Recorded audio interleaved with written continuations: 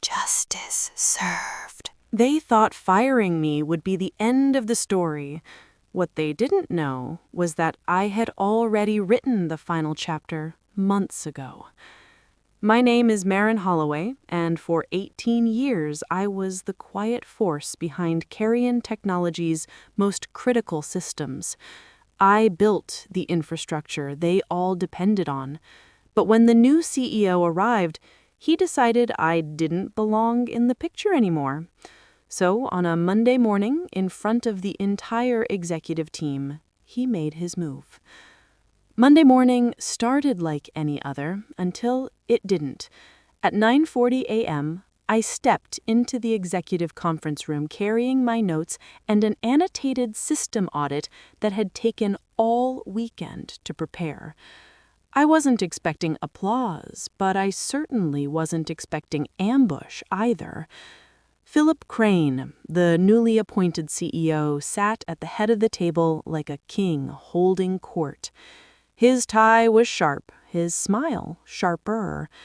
The rest of the leadership team was already seated, including Savannah, my former mentee, someone I once stayed up late training back when she didn't know how to launch a test environment. "Marin," Philip said, folding his hands like he was hosting a game show. "Let's keep this short." I froze mid-step, notebook still clutched in one hand. He didn't let the silence breathe. "As of this moment, your role at Carrion Technologies is being dissolved, effective immediately." Gasps didn't erupt. No one screamed. Instead, the air thinned into something suffocating, tight, silent, paralyzing. Eyes dropped to desks, pens tapped nervously. No one moved to object, not even Savannah. I scanned the room, searching for someone, anyone with the decency to look me in the eye. No one did. Philip slid a sealed envelope across the glass table toward me like it was a check at a dinner party. "You'll find your severance outlined here. HR will assist you with your exit logistics by noon." I didn't sit. I didn't touch the envelope. My pulse was steady, too steady, because this wasn't a surprise. This exact date, this exact time, 9:40 a.m. on a Monday, had been programmed into Sentinel's contingency trigger months ago, when I first noticed leadership changes coming. If my credentials were revoked under hostile conditions, Sentinel would begin a silent lockdown, freezing Carrion's back-end system layer by layer. They didn't know that. They thought they were terminating a job title. I calmly stepped forward, placed my badge on the center of the table, and looked Philip directly in the eye. That smug little curl on his lip didn't even flicker. "Understood," I said simply. Then I turned, past Savannah's downcast face, past the people who once cheered my system launch, and walked out of the room without a sound. Only when the door closed behind me did the smile start to form. Not the kind born of happiness, but the kind born of certainty. The countdown had just begun. As I stepped into the elevator that Monday morning, just minutes after my public dismissal, I didn't break down. I didn't rush for the parking lot or call a lawyer. I simply tapped the button for the ground floor, held my breath for a count of 3, and exhaled. Because this wasn't panic, this was protocol.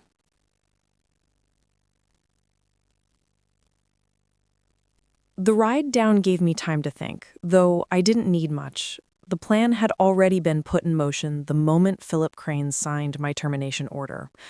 What no one in that building realized was that I wasn't just another employee. Years ago, before Carrion Technologies became a rising name in enterprise logistics, it was a dying startup on the edge of bankruptcy. The infrastructure was a mess, systems overlapping, data leaking, vendors pulling out.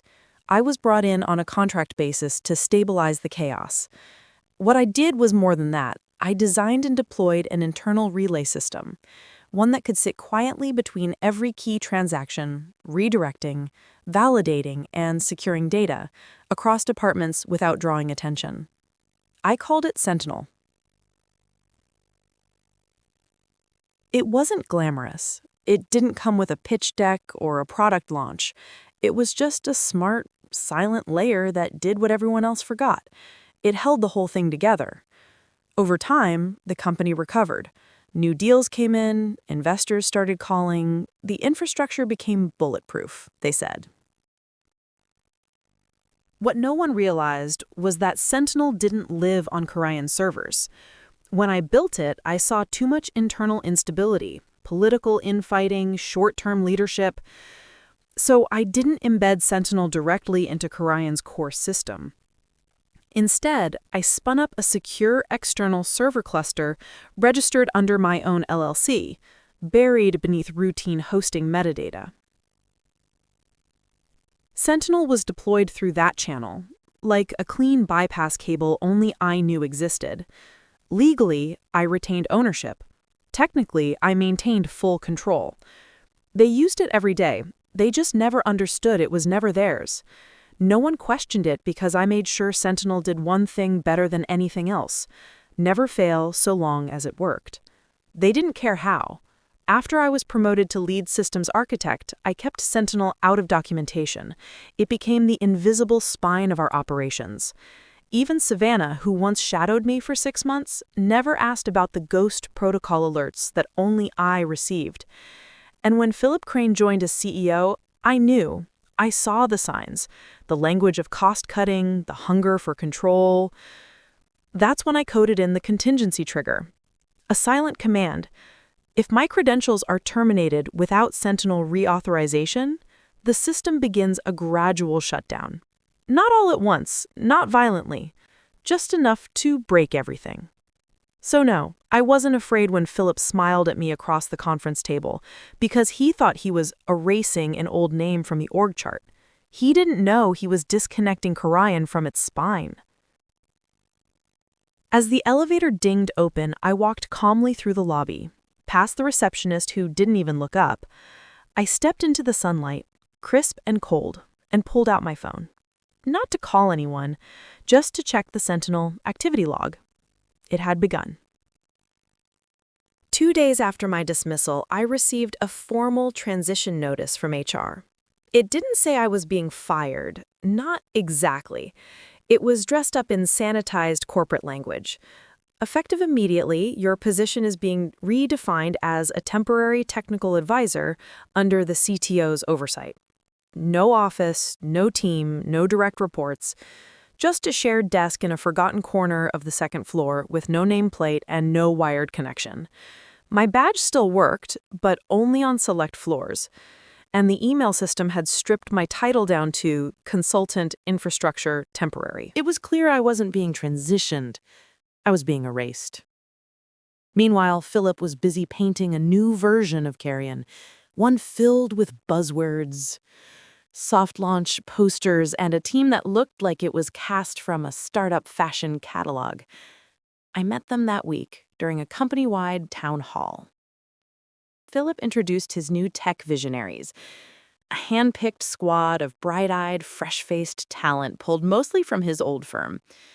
They all dressed in neutral tones and said things like cross-functional innovation and next-gen workflows with an uncomfortable level of confidence. To the board, they looked fresh, disruptive, clean. To me, they looked like a bad investment waiting to implode. One of them, a guy named Trey, couldn't have been more than 28. Slick haircut, perfect teeth, and a smartwatch that he kept tapping like it gave him purpose. On the third day, I found him in the server staging room holding a tablet and looking confused. "Hey, you're Mayan, right?" he asked. I nodded. Cool. Quick question. This directory tree here," he turned the tablet toward me, "is it safe to archive this whole cluster? It's not labeled and hasn't been touched in like 8 months. My stomach turned. It was Sentinel's decoy structure, an intentionally inert layer meant to misdirect anyone poking too deep. Deleting it wouldn't break the system, but it would trigger Sentinel's auto-preservation protocols. You shouldn't touch that, I said calmly. It's tied to some legacy workflows. Trey smiled in that dismissive way. Only the young and unproven know how to wear. No worries, already queued it for deletion. Gotta clean out the cobwebs, right? I didn't argue. I just walked away. What he didn't know, and what no one in Philip's army of Instagram-ready engineers knew, was that Sentinel had been trained for moments like this.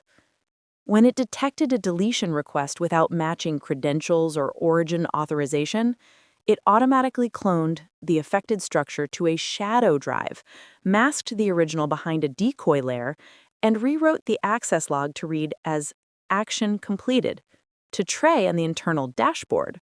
His command succeeded. In reality, Sentinel had saved the company from a catastrophic breach of its own operational backbone, and no one even knew. Not Philip, not Trey, not Savannah. Especially not Savannah. She had gone from mentee to middle manager in less than a year, now overseeing strategic systems transition. She no longer made eye contact with me in the hallway. When she did pass by, her smile was thin, polite, but performative. I had trained her, fed her confidence when she doubted herself, taught her how to navigate misaligned documentation and legacy code, and now she stood shoulder to shoulder with the people replacing me, as if I had never existed. They weren't just replacing talent with trendiness, they were replacing history with style. Still, I didn't protest, didn't complain. Let them talk about digital transformation and product-market synergy. Let them gut the system from the outside in. Because for now, Sentinel still held the line, and I still held Sentinel. The illusion was theirs, but the architecture, that was still mine. The illusion was theirs, but the architecture, that was still mine. That thought lingered with me as I walked into the demo hall on Thursday morning. The whole floor had been rearranged. Folding chairs formed neat rows in front of the main screen. Branded slides rotated on a projector labeled Innovation Sprint, Rethinking the Backbone. I recognized the phrase. It had been copy-pasted from one of my old infrastructure overviews, except now it was being used to dismantle the very thing it once described. Philip's team had invited everyone from engineering, ops, and even marketing to the event. I hadn't been formally asked, but my calendar pinged with a blanket all-staff welcome invite, and someone from HR mumbled something about technical presence optics. I took a seat near the back, in the far right corner. Quiet, removed, unnoticed. No nameplate, no introduction, no welcome back. Savannah took the stage alongside Trey, both of them dressed like they just stepped off a TED Talk set. Savannah wore a silk blouse and the kind of smile I used to trust. Trey had a remote in one hand and confidence in the other. Today we're going to show you where Carian Technologies is headed, Savannah began. A system that's lighter, faster, and built for scale. We're leaving behind outdated legacy protocols and ushering in a new digital era. I watched silently as they walked through a UI shell I recognized all too well. It was a new coat of paint, nothing more. The routing logic, still Sentinel. The security sequences, still Sentinel. They didn't even realize the data in their demo was being silently filtered and validated by the very system they were pretending didn't exist. Then it happened. Trey pulled up a config panel and misused a key term. He called a subnet scheduler a floating token distributor, which made absolutely no technical sense. I couldn't help it. I raised a hand, just slightly. Not to embarrass, not to interrupt, just to clarify. I didn't even speak. Savannah saw me. She paused, then forced a smile that didn't reach her eyes. "Marin," she said into the mic, voice perfectly modulated for civility. "We appreciate you being here, but since you're no longer part of the active team, let's give the floor to the current architects." A few heads turned, most didn't. The silence that followed wasn't loud. It was empty, like a room full of people, all pretending not to notice a small, cruel thing happening in real time. I nodded once, no anger, no comment. I stood up and walked to the back, letting the door click shut behind me as I stepped into the hallway. The walls were quiet. Carpet muted my footsteps. I didn't look back. I made my way to the coffee machine by the corner lounge. It sputtered quietly as it filled a paper cup. I sat on the worn gray bench nearby, still holding it, untouched. That was when I noticed the intern. Jamie, one of the new hires from admin, was lingering by the hallway, phone in hand, expression frozen in awkward realization. He had recorded the demo on his phone, as interns often do. What he hadn't expected was to capture that moment. Me being asked to leave, the room's reaction, or lack of one. We made eye contact, he flushed, lowered the phone, and walked quickly away. By that afternoon, the video had made its way through a few Slack channels. I overheard it referenced near the elevators. "Did you see what happened to Marin? They just shut her down mid-meeting." But no one said anything to me. No apology, no message, no "you okay?" Just corporate silence. Clean, chilled, impenetrable. I finished my coffee slowly, eyes fixed on the floor. My badge still worked. My system access, though limited, still allowed me to view Sentinel's logs. I tapped into the admin monitor from my phone. 1 unauthorized protocol rename attempt. 2 failed credential pings. 1 auto restore complete. Sentinel operational. I closed the tab and sat still for another moment, letting the humiliation settle, not as defeat, but as data. They had cut me out of the presentation, but they were still standing on the system I built, and they didn't even know it. No one looked me in the eye as I walked out of the demo. No one followed. Not even Savannah. That silence stayed with me as I drove home in the dark. Headlights catching street signs I'd passed for years. The office lights had dimmed behind me, but the humiliation hadn't. It sat in the back seat like a passenger I couldn't shake. When I entered my apartment, I didn't bother turning on the lights. I dropped my bag by the door, kicked off my shoes, and headed straight to my desk. The room was still. Only the low hum of the air purifier reminded me I wasn't completely underwater. I opened my laptop, the familiar glow spilling onto my face. My fingers moved on instinct. New email. Subject: formal resignation. Effective immediately. I stared at the blank body of the message for a while, then began typing. To whom it may concern, I am submitting my resignation from Corrigan Technologies. Effective immediately. I am grateful for the opportunities provided and wish the current team continued success. It sounded sterile, professional, exactly what they expected. But halfway through the paragraph, I stopped. My fingers hovered over the keyboard. I reread every line, then I hit backspace and deleted it all. I didn't know if I wanted to quit or if I just wanted it all to stop hurting. On impulse, I opened the Sentinel admin console. The terminal loaded slowly, the command bar blinking with familiarity. I'd built this console to be private, responsive, and irreversible. 1 line. That's all it would take to wipe Sentinel from their infrastructure.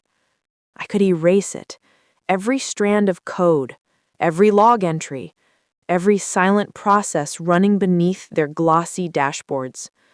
No more safety net, no more invisible shield. But my hands refused to move. If I did it, people would suffer. Not just Philip or Savannah, but clients, tech support, partners, the people who actually relied on this infrastructure to protect what they'd built. People like I used to be. I leaned back, stared at the ceiling, and heard my father's voice. If they don't see you, make sure they feel you in the results. And yet, I had to wonder, How long was I willing to be unseen? I returned to the terminal. My cursor blinked over the same half-typed command. I cleared the line, closed the window, and opened the logs instead. That's when I saw it. Alert. Unauthorized access attempt. 8:14 p.m. Origin unregistered device. Internal network. Corrigan Tech HQ. I clicked into the detailed log. Someone had attempted a root restructure request on Sentinel. That was no routine maintenance call. That was a power grab. Sentinel had blocked it immediately, as programmed, but the request had been disguised behind a spoofed IP. Sloppy, lazy, but ambitious. I traced the headers manually. It took 30 seconds less. Really, Sentinel always kept clean records no matter how hard someone tried to hide. The source, s.mercer@corrigantech.com. Savannah. My jaw clenched. But I didn't move. I didn't curse. I didn't even blink. Just stared at the name. She hadn't just stepped into my old seat. She was trying to rewrite the system under her name. 3 years ago, I'd gone to bat for her after she accidentally redirected a client's financials to an unsecured server. I took the blame. I cleaned it up. And now she was trying to take everything I'd built. Silently, strategically, like I'd never existed. I didn't send the resignation. I didn't send a warning either. Instead, I opened a secondary terminal and typed in a new command. Activate watch mode. Trace unauthorized access log in shadow channel Sentinel. Sentinel blinked back a single confirmation. Monitoring initiated. I closed my laptop, let the silence return. This time, it didn't feel empty. It felt loaded. The morning after I activated watch mode, an email from HR landed in my inbox at 8:15 a.m. sharp. No greeting, no contact, just a cold directive.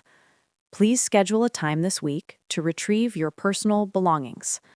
A security escort will be provided as per off-boarding protocol. It hit harder than I expected. Not because I didn't see it coming, but because it was so impersonal. 18 years, and I was reduced to a line in a corporate checklist. Still, I replied with a single sentence and chose the earliest slot available. I needed to close the loop. Not for them, for me.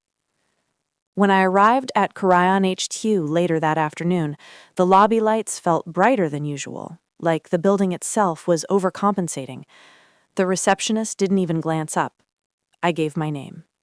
Moments later, a young man in a navy blazer approached. "Miss Holloway? I'm Dylan from security. I'll walk you up."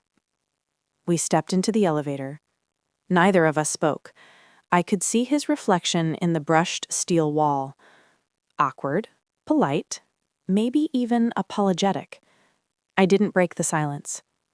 The third floor looked smaller than I remembered, or maybe I just stopped seeing it as home. Most of the cubicles had been rearranged. A sleek touchscreen display now hung where the project roadmap whiteboard used to be. My old office had a different name on the door. The blinds were half closed. My things had been packed into a medium-sized cardboard box and left on the side desk like an afterthought. No one was waiting for me. No one said hello. I walked in slowly. Dylan stayed at the door. Inside the box were the usual remnants. My ceramic mug with the blue skyline print, a couple of notebooks, an old photo of my dad and me at my college graduation, and a flash drive keychain I hadn't seen in years. I took my time checking drawers, even though I knew they were supposed to be empty. The top ones held nothing but dust and a single bent paperclip. But the bottom drawer, slightly jammed, caught my attention. I tucked it open with both hands. Something had slid behind the drawer panel. A yellow folder, warped at the edges, thick with papers. I pulled it out. Inside were diagrams. My diagrams. The original Sentinel architecture hand-sketched on engineering vellum. page after page, of structure, node mapping, redundancy layers, biometric logic, access hierarchy. In the corner of the first page, faint but unmistakable, was my signature. M. Holloway, April 17th, 2016. I stared at it. A part of me wanted to laugh. They'd tried to erase me from the company, tried to replace me, overwrite me, ignore the foundations I built. But here it was, the system they depended on, drawn in ink, born from my mind, signed and dated years before new tech visionaries was even a phrase. This wasn't nostalgia. This was evidence. I tucked the folder carefully at the bottom of the box, beneath the mug and framed photo. Dylan shifted at the door, but still said nothing. I nodded to him when I was ready. We walked back through the hall, past people who once called me their tech oracle, and now couldn't make eye contact. I didn't blame them. This place had a way of encouraging silence. The elevator ride down was quiet. At the lobby, Dylan finally spoke. "Take care, Ms. Holloway." I nodded again. "You too." As I stepped outside, a gust of cold air met my face for the first time in weeks. I didn't feel numb. I felt aware of the weight in the box I carried and the power it represented. They thought they were escorting me out like a leftover, but I walked away holding the one thing they could never recreate. And now I had the proof. I didn't look back as the glass doors closed behind me. Carrion Technologies was now just a shape in the rear view. But I didn't need to turn around because what was coming was already in motion. As I walked across the parking lot carrying the last remnants of 18 years in a cardboard box, my phone buzzed softly in my coat pocket. I paused beside my car, shielding the screen from the wind. Sentinel log notification, status. Inactive admin protocol detected. Countdown initiated. 3 hours remaining. No sirens, no flashing lights, just a quiet signal. I didn't trigger it. I didn't have to. Sentinel was always watching, and it knew the difference between an exit and an exile. By the time I got home, the sky was turning lavender. My apartment was still. The air carried that early winter crispness that made the walls echo more than usual. I placed the box on the table, slid my laptop out from the drawer, and powered it on. A familiar hum greeted me as I logged into my private Sentinel console, the version buried behind layers of obfuscation and accessible only through a device I had physically registered 5 years ago. No backdoors, no loopholes. Just one clean connection. The dashboard appeared. Phase 1, scheduled. Access layer disruption. 2 hours, 47 minutes, and 36 seconds remaining. Everything looked normal. System operations stable, no alerts, but the code was already unfurling in the background. I leaned back in my chair, sipping lukewarm tea from the mug I'd brought home, the one with the Korean logo slightly chipped on the handle. I didn't feel triumphant. I felt still. Sentinel wasn't built to crash the company. It was built to prove one thing, that they never controlled it. From the menu bar, I selected the hidden option labeled Override Protocols and entered a multi-phase command. Initiate Layered Freeze Protocol. Confirm. Yes, this wasn't a shutdown. It was a quiet suffocation. Sentinel would start by misaligning user permissions just slightly enough that credentials wouldn't work the first time. Then it would stagger failures and system-side scheduling, pausing key processes for milliseconds longer than expected. Emails would queue but not deliver, dashboards would load incomplete, financial tools would freeze at confirmation, all of it timed to hit in intervals across departments. Untraceable, unconnected, chaotic, but not catastrophic to the team inside Carrion. It would feel like a coincidence, like the system was simply tired. I flipped over to the live monitoring feed already. Sentinel was recording minor disruptions. 8:42 p.m. Payroll API delay. Retry queued. 8:56 p.m. Login loop access timeout. Regional manager EU West. 9:01 p.m. Financial record desync. Checksum mismatch. Nothing big, nothing loud, and that was the point. I wasn't here to burn it all down, not yet. I was here to make them uncomfortable in their own kingdom. Across the room, the box I had carried out of the office sat half open. The yellow folder inside glowed under the lamplight. I didn't need to read it again. I had memorized every line of that Sentinel blueprint years ago. But its presence was grounding, real. They had walked me out like I was irrelevant, but I was still in the walls, still in the wires. I typed one final command for the night. If admin reset requested, activate system decoy. If someone tried to fix it, Sentinel would show them a shadow version, a clean, harmless-looking replica that gave the illusion of stability. Meanwhile, the real system would continue freezing, one invisible vein at a time. I shut the laptop gently and stood by the window, watching the streetlights flicker on. The city was quiet. So was I. But tomorrow, they would begin to feel what they could no longer see. And I'd be watching every step. The first ripple hit just after 9 a.m.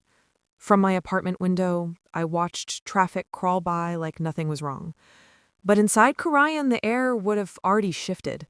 Not full-blown panic yet, just the kind of irritated confusion that made people whisper harder, tap keyboards faster, and refresh browsers a little more aggressively. It started with payroll. The HR team couldn't access the time tracking module. Logins were accepted, then redirected in loops. Submissions hung on frozen screens. Someone would have called it. It would have said, "Try again in 10 minutes." Then came the email delays. Internal threads broke apart mid-chain. Replies vanished. Calendar invites showed as sent but never arrived. Some teams switched to group texts. Others began calling desk phones like it was 2006. By 10:30 a.m., the CRM platform refused to sync. Real-time updates for sales projections failed to upload. Client orders showed as pending when they'd already shipped. A director in the Boston office threatened to call the client manually, only to discover the contact list wouldn't load. And through it all, I watched. Calm, quiet, focused. Sentinel was doing exactly what I'd taught it to do. Not crash the company, just bend it, layer by layer until it creaked loud enough for everyone to hear. By noon, someone had escalated. A company-wide meeting was called. I couldn't see it, of course, but I could imagine the room. Philip at the front, sleeves rolled, looking performative and annoyed. Savannah standing beside him, stiff-jawed, flipping through half-formed explanations about the system transition roadmap. It must have been brutal, because by 1:15 p.m., Savannah's name showed up in multiple log entries. Trying to ping legacy environments, running diagnostics with incomplete admin keys, even requesting access to directories that had been dead for years. Meanwhile, Sentinel's freeze protocol was still only in phase 2, just enough to confuse them, not enough to connect the dots. But then came the twist I didn't expect. At 3:04 p.m., a junior systems engineer, Felix Tran, logged into a diagnostic shell and triggered something most wouldn't even notice. He'd run a deep trace scan on the CRM pipeline and found a non-indexed relay command buried inside the transaction buffer. That command had a name: sentinelloxy.root.log. It wasn't supposed to show up, but he'd been thorough. He tried to open the log. Sentinel rejected the attempt. He ran it through again, this time using a limited access override. Sentinel didn't block him outright. It offered a message: secure biometric credential required. Voice signature mismatch. Felix, probably thinking it was a leftover test module, tried checking who created the original signature. And there it was. Credential owner MHOL at Holloway, archived. I paused when I saw the log alert appear on my own dashboard. My hands were steady, but I didn't move them, just stared at the screen as the terminal blinked, waiting for input. They'd finally tripped over the bones of the system they never understood. Felix didn't have the clearance to go further. The system kicked him out, flagged the attempt, and returned him to the main console with no further access. I imagined him frowning at his screen, unsure if he'd just made a breakthrough or touched something forbidden. I imagined him glancing toward Savannah, debating whether to mention the name he saw. And then I imagined Savannah hearing that name, mine, and feeling her throat tighten. From my living room, I watched Sentinel restabilize itself, automatically scrubbing the access path Felix had uncovered. The log remained intact, but now nested deeper, one layer further from anyone curious enough to try again. I didn't smile. Not yet. But I felt something bloom in my chest. Not revenge, not pride, something quieter, something earned. They were beginning to feel it, the slowness, the cracks, the gaps in their control, and no matter how many firewalls they threw at it, they would never reach the core, because the core was me, and I never gave them the keys. I closed the laptop gently as the clock struck 4. Outside, the wind picked up. Another domino had fallen, and the table was starting to shake. By the next morning, the cracks had become undeniable. Carrion's systems weren't just sluggish, they were failing. The facade of control Philip had tried to maintain was unraveling, even from miles away. I could feel the panic ripple through the building like static electricity. They'd spent the entire previous day chasing ghosts, restarting workstations, calling vendors, blaming outdated hardware. But today they realized it wasn't going away. I knew Philip well enough to predict his next move. At 8:20 a.m., I received confirmation through Sentinel's observer logs. A new set of encrypted IPs had been granted temporary access. He had called in outside help, cybersecurity contractors from a firm in D.C., according to metadata embedded in their device IDs. The goal was clear: wipe everything. Factory reset the infrastructure, remove the chaos, and start fresh. But Sentinel wasn't built to be rebooted like a broken laptop. It had safeguards, and more importantly, it had me. I watched from my console as the external team began their probe. They started with superficial scans, checking for malware, mapping traffic bottlenecks. Then they moved deeper, running diagnostics that brushed up against Sentinel's outer threads. It took them only 20 minutes to realize something didn't add up. By 9:05 a.m., one of the lead engineers, Jared Maddox, judging by his login ID, identified a hidden thread buried beneath Carrion's real-time analytics engine. He flagged it for escalation, and I could almost picture the room. People huddled around one monitor, eyes narrowing. Then came the bypass attempt. Jared wrote a custom script designed to penetrate nested virtual partitions. On his 4th try, he triggered Sentinel's containment response. Not the full lockout, just a soft firewall route. A warning, the kind that says you're getting too close. But he didn't stop. On attempt 5, his script ran a brute force simulation, hammering through false paths until it nearly found Sentinel's access seed, a digital fingerprint that leads directly to core logic. For a moment, I felt a sharp, unexpected pinch of anxiety in my chest. He was clever. Too clever. I held my breath as the script compiled. Then Sentinel moved. Access anomaly detected. Unrecognized admin authority, revoking permissions. In less than 1 second, Jared's entire credentials were deleted from the internal system tree. Every clearance, every alias, every access path gone to Carrion's network. It was as if he'd never touched the building. The screen went black, then rebooted without him. I exhaled slowly. It wasn't joy I felt. It was disappointment, because for a split second I'd hoped someone might be able to see it, to understand what I built, not to steal it, but to grasp its depth. But Jared, like the others, had come to dismantle, not to learn. Still, there was something oddly comforting about how Sentinel responded. Clean, immediate, protective. It remembered its purpose, even when everyone else forgot who gave it one. Back inside Carrion, the log showed rising tension.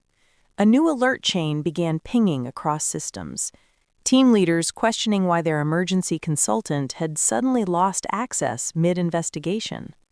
Philip issued a temporary lockdown of all admin terminals. Savannah attempted to reassign the probe to internal staff, but it was too late. The story was shifting. What had started as a system hiccup was now becoming something bigger, something deliberate, something dangerous. I stood up from my chair, stepped to the window, and let the early sun hit my face. It had rained that morning, and the pavement shimmered with traces of gold. For the first time in weeks, I let myself feel it. Hope. Not because they were failing, but because the truth was starting to rise. No more hiding, no more pretending. I hadn't wanted to hurt Carrion. I'd only ever wanted to be seen.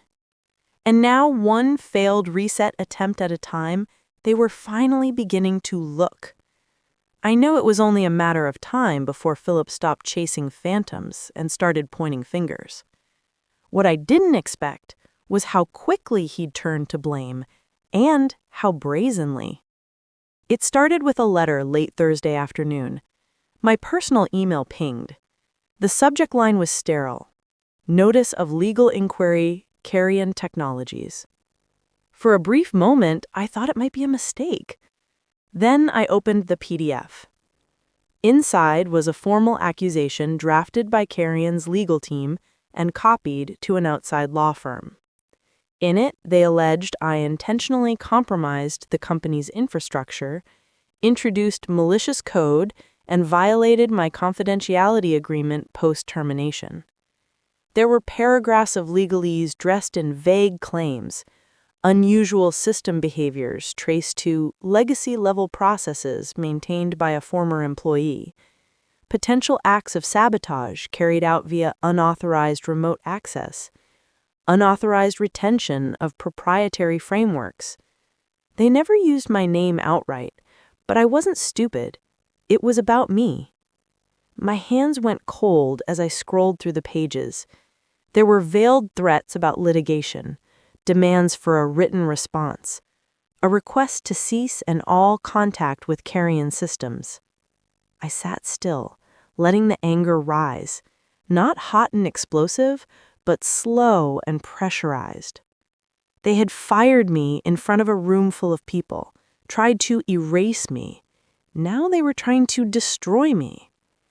And yet underneath the fury, there was a calm awareness, because I had something they didn't. I stood, walked to the shelf beside my desk, and pulled out the cardboard box I had brought home from the office 5 days earlier. Beneath my coffee mug and framed photo was the yellow folder.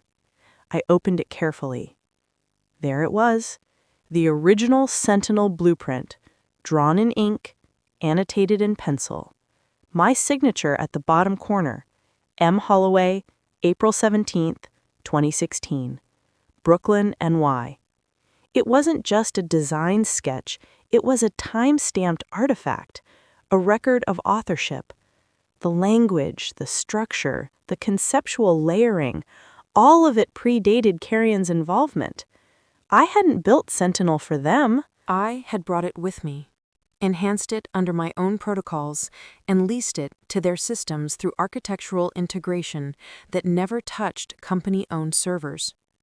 I even had the original file metadata backed up along with the hosting invoices, registration details for the private relay server, and a licensing agreement I had quietly drafted but never executed. It was all sitting in my encrypted drive, ready for 6 years. I had been the system's architect, operator, and silent guardian. And now, for the first time, I was about to become its defender. I called my attorney.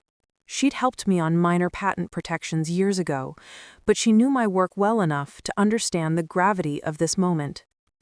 After I forwarded her the email and the documentation, she called back almost immediately. "Philip doesn't know what he just walked into," she said flatly. "They've made a serious mistake. This isn't just a bad faith accusation. It's borderline defamation, and you have airtight proof." I let out a slow breath I hadn't realized I'd been holding. The pressure in my chest loosened. Not because the fight was over, but because I now had the leverage to finish it. The next morning, my attorney submitted a response to Carry-On's legal team. It was short, professional, and laced with a calm they wouldn't see coming. Attached to it was the scanned blueprint, dated, signed, and irrefutable. And just like that, the silence on their end became louder than anything they'd ever said to me. They had tried to turn me into the villain, but they forgot one thing. You don't accuse the architect of burning down the building when she's the one who laid every single brick. The cracks had reached the top floor.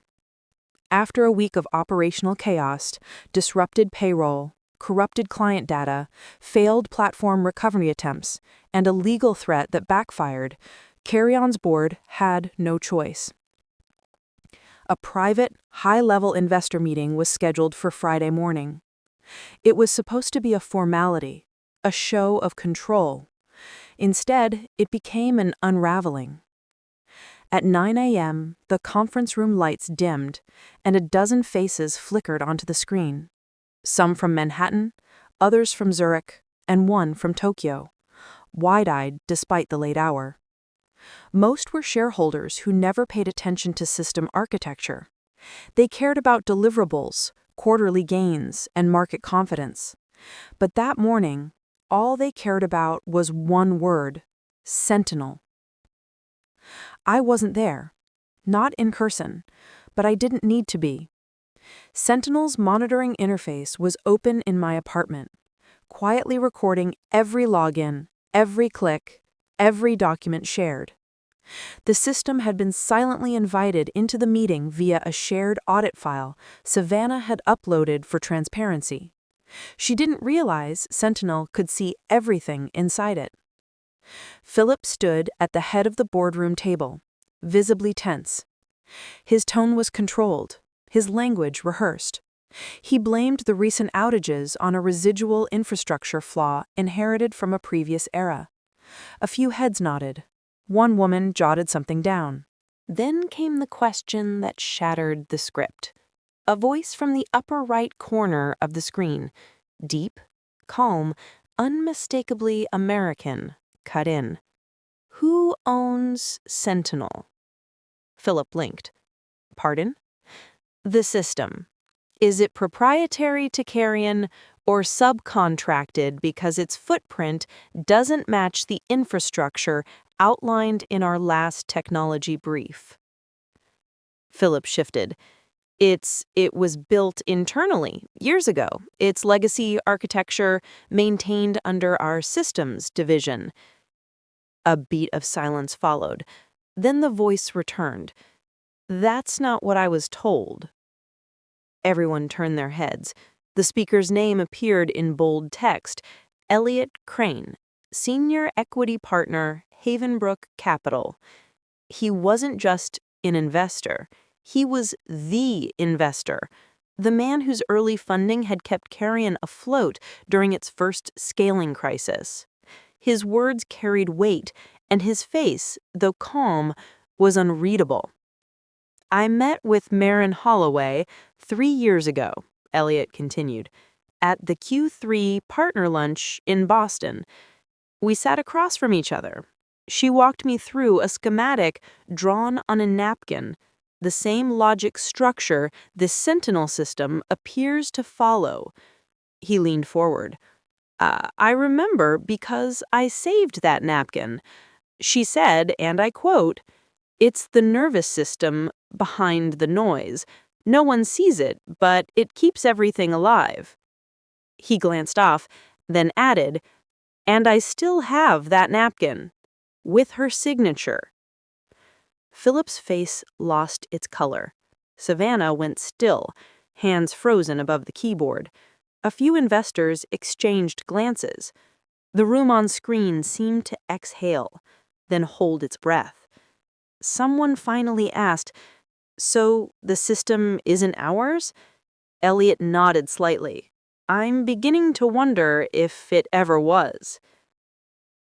I watched from my apartment as Sentinel captured every second. I didn't smile, not fully, but my jaw relaxed, my hands unclenched. It was the first time someone in power had said my name and attached it to what I built, not what they tried to erase.